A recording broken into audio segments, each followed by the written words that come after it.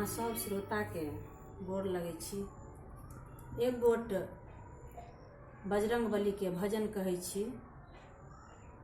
ई ओहि संवाद पर आधारित अछि भजन जखन लक्ष्मण जी के शक्ति बाण लगै छनि मेघनाद के द्वारा, तऽ बजरंग बली जे सजीवन बूटी लाबै छथिन लक्ष्मण जी लए, ओहि से जुड़ल संवाद अछि। सुनू, नीक लागत तऽ चैनल से जुड़े के प्रयास करब।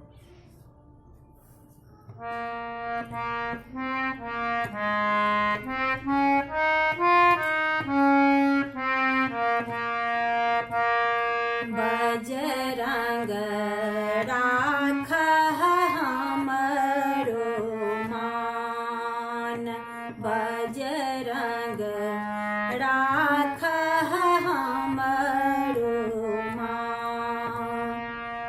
मेघनाद बड़ अचरज कयलनि, मेघनाद बड़ अचरज कयलनि, मारल शक्ति बाण। बजरंग राख हमरो मान, बजरंग राख हमरो मान।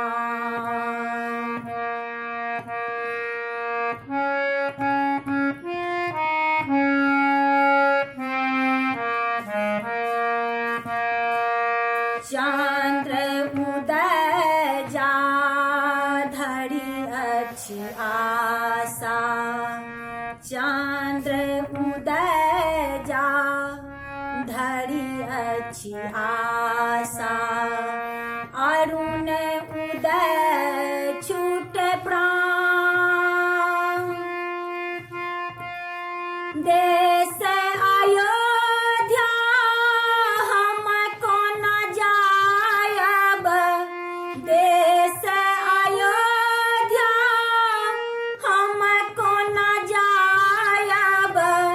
लोक कहत बेईमान, बजरंग राख हमरो मान, बजरंग राख हमरो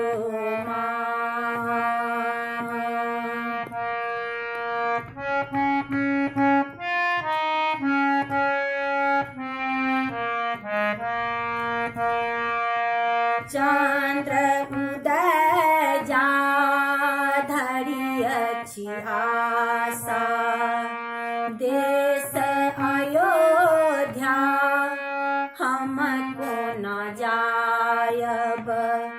लोक कहत बेईमान,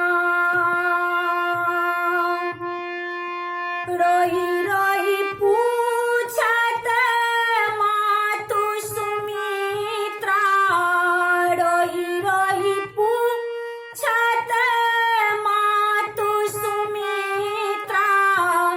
कहाँ गमौलह प्राण, बजरंग राख हमरो मान, बजरंग राख हमरो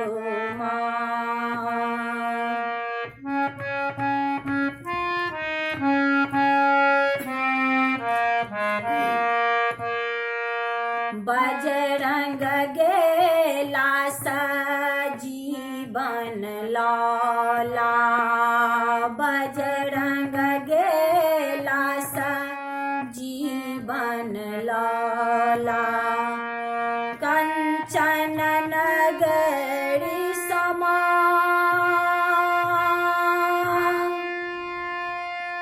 कंचन नगरी बैद बजाल, कंचन नगर सा बैद बजाल।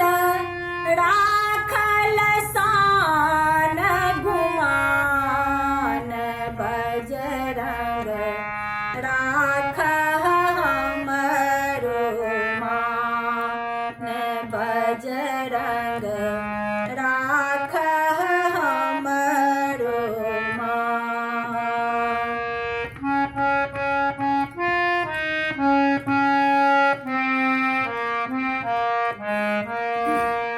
बजरंग गेला सजीवन लौला बजरंग गेला सजीवन लौला लिया कृपा निधान